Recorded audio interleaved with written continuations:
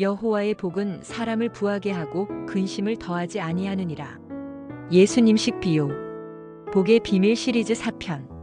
1편. 마을의 두 부자 이야기. 어느 마을에 부자 두 명이 있었습니다. 둘 다 넓은 밭과 가득한 창고를 가졌지만 한 사람은 늘 웃었고 다른 한 사람은 늘 인상을 찌푸렸지요. 사람들이 수군거리며 물었습니다. 두 분 다 부자시잖아요. 그런데 왜 한 분은 늘 웃고 한 분은 늘 찡그리시죠? 그러자 웃는 부자가 말했어요. 나는 내 돈이 내 덕이라 생각하지 않습니다. 그래서 오늘 잃어도 내일 다시 웃을 수 있지요. 복은 내 손이 아니라 하나님 손에 있으니까요. 찡그린 부자가 툴툴댔습니다. 나는 내 돈이 내 손으로 번 거라 생각해. 그래서 잃으면 내 손을 탓하고 밤새 잠이 안 와. 내가 벌었으니 내가 지켜야 하거든. 그 말에 마을이 잠시 조용해졌습니다. 웃는 부자는 하늘을 보며 미소 지었고 찡그린 부자는 장부를 꾹 쥐고 돌아섰습니다. 며칠 후 큰 비가 내려 논이 잠겼어요. 창고가 무너지고 곡식이 젖었지요. 사람들은 허둥댔지만 웃는 부자는 괜찮아요. 다시 심으면 되죠. 하며 이웃들과 함께 흙을 퍼냈습니다. 찡그린 부자는 그날 밤 한숨만 쉬었어요. 다 끝났어. 이제 어쩌지? 며칠 뒤 비가 그치자 마을 어귀에 다시 햇살이 들었습니다. 웃는 부자의 마당에선 밥 짓는 냄새가 퍼졌고 이웃들이 모여 함께 식사하며 웃었지요. 예수님께서 그 이야기를 들으시곤 조용히 말씀하셨습니다. 한 사람은 돈을 품에 안고 자고 한 사람은 하나님을 품고 자는구나. 사람들은 피식 웃었지만 그 말이 오래 남았습니다. 그 후로 사람들은 이렇게 말했지요. 복은 창고에 쌓이는 게 아니라 마음에 머무는 거야. 예수님께서 들으시고 이렇게 덧붙이셨습니다. 여호와의 복은 사람을 부하게 하고 근심을 더하지 아니하느니라. 그 말은 한동안 바람처럼 마을을 돌았고 웃음과 근심 사이의 경계가 조금은 부드러워졌습니다. 2편. 장터의 아주머니. 어느 날 예수님께서 마을 장터를 지나가셨습니다. 그날은 이상하게 사람도 적고 바람까지 쓸쓸하게 불었지요. 상인들은 모두 시무룩한 얼굴로 앉아 있었고 장터 한쪽에서는 파장 소리가 벌써 들리기 시작했습니다. 그런데 그 가운데 유독 밝은 목소리가 들렸습니다. 과일을 파는 아주머니였어요. 그녀는 장사도 안 되는 날인데 혼자 콧노래를 부르고 있었지요. 바구니엔 팔리지 않은 과일들 몇 개가 덩그러니 남아 있었습니다. 하지만 얼굴엔 햇살이 비치듯 환한 미소가 떠 있었죠. 예수님이 다가가 물으셨습니다. 장사가 안 되는 날에도 이렇게 즐거워하시네요. 아주머니가 웃으며 대답했습니다. 주님, 장사가 잘 되면 감사하고 안 되면 남은 과일을 제가 다 먹어요. 그것도 복이지요? 그 말에 주변 상인들이 깔깔 웃었습니다. 아이고, 저분은 참 긍정적이시네. 저렇게 생각하면 속 편하겠다. 그러자 아주머니는 또다시 웃으며 말했지요. 복은 많고 적음이 아니라 오늘도 살아있는 것 자체 아닐까요? 햇살이 있고 손님이 인사라도 해주면 그게 복이지요? 그녀의 말투는 거창하지 않았지만 그 속엔 세상을 가볍게 만드는 지혜가 담겨 있었습니다. 예수님께서 그 모습을 잠시 바라보시더니 미소 지으셨습니다. 이 여인의 광주리는 비어있는 날이 없구나. 감사로 차 있으니 근심이 들어올 자리가 없네. 그 순간 사람들은 웃음 속에 조용히 고개를 끄덕였습니다. 그날 해가 질 무렵 장터의 바람은 한결 부드러워졌습니다. 장사는 여전히 신통치 않았지만 사람들의 얼굴에는 이상하게도 평안한 미소가 번졌습니다. 사람들은 그 이야기를 오래도록 기억했어요. 그리고 훗날 이렇게 전했습니다. 복은 채워 넣는 것이 아니라 비어있는 마음에 감사로 채워지는 것. 3편. 금화가 사라진 날. 어느 부자가 있었습니다.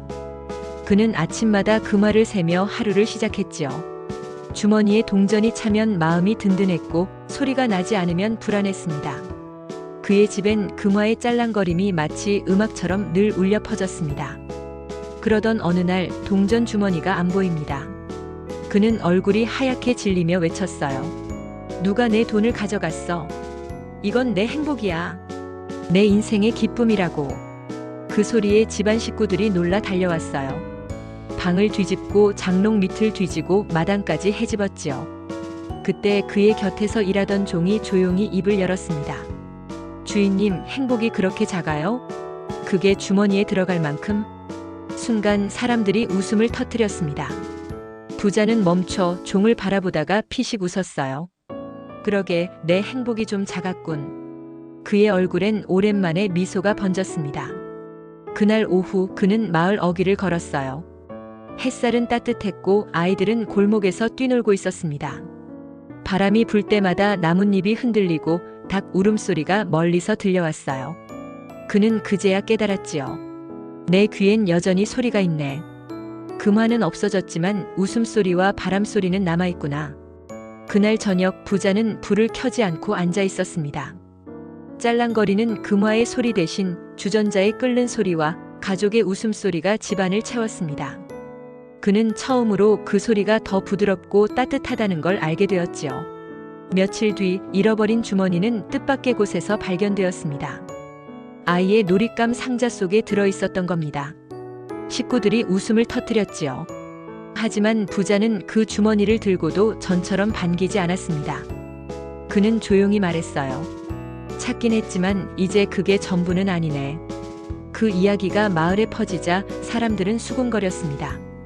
부자가 변했대. 이젠 돈보다 평안이 좋다더라. 그 이야기를 들으신 예수님께서 말씀하셨습니다.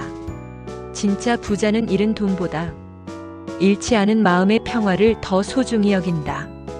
그 말이 사람들 마음에 길게 남았습니다.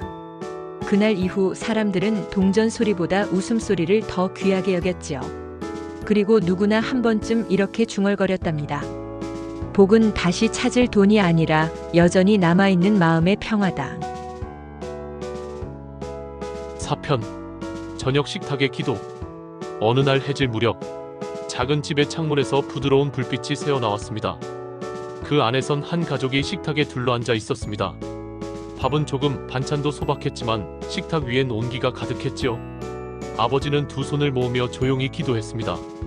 하나님, 오늘도 이 작은 밥상 위에 당신의 복을 내려주셔서 감사합니다. 식탁은 잠시 고요했습니다. 그때 어린 아들이 고개를 갸웃하며 물었지요. 아빠, 복이 어디 있어요? 반찬은 3개뿐인데요? 순간 엄마가 웃음을 터뜨렸고 아버지는 눈가에 잔주름을 지으며 대답했습니다. 복은 이 밥상에 앉은 얼굴들이야. 오늘 하루 무사히 돌아온 너희가 복이지. 아이의 눈이 동그랗게 커졌습니다. 그는 잠시 생각하다가 고개를 끄덕였지요. 그럼 내일도 복이 오겠네요. 학교 끝나고 돌아오면 또 얼굴들이 있으니까요. 그 말에 온 식탁이 웃음으로 가득 찼습니다. 밖에서는 저녁 바람이 살짝 불어 커튼이 흔들렸고 그 집의 웃음소리가 노을빛에 섞여 퍼져나갔습니다. 비록 냉장고는 텅 비어 있었지만 마음은 넘치도록 가득했지요. 예수님이 그 장면을 보셨다면 아마 이렇게 웃으셨을 겁니다. 보아라, 여호와의 복은 사람을 부하게 하되 냉장고도 채워주실 것이고 마음을 채우는구나. 사람들은 종종 돈이 많아야 행복하다고 생각하지만 예수님은 복이란 근심 없는 평안임을 일상의 이야기로 들려주셨습니다. 마을의 두 부자 중 한 사람은 웃으며 하나님을 기억했고 다른 한 사람은 밤마다 계산기를 붙잡고 근심했습니다. 예수님은 말씀하셨어요. 한 사람은 돈을 품에 안고 자고 한 사람은 하나님을 품고 잔다. 장터의 과일 아주머니는 장사가 안 돼도 웃었습니다. 안 되면 제가 다 먹지요. 그것도 복이에요. 그녀의 마음은 빈 광주리 대신 감사로 가득했습니다. 한 부자는 잃어버린 동전을 찾으며 외쳤지만 곁에 종이 말했죠. 행복이 주머니에 들어갈 만큼 작나요? 그때서야 그는 웃었습니다. 그리고 한 가장이 식탁에서 아이에게 말했습니다. 복은 반찬이 아니라 내 얼굴이란다. 예수님이 계셨다면 이렇게 웃으셨을 겁니다. 여호와의 복은 사람을 부하게 하되 냉장고도 채워주실 것이고 마음을 채우는구나. 그분의 복은 오늘도 근심 없는 부요로 우리 곁에 머뭅니다. 감사합니다. 구독과 좋아요 부탁합니다. 여기는 소소한 지혜 상점입니다. 다음 시간에 뵐게요.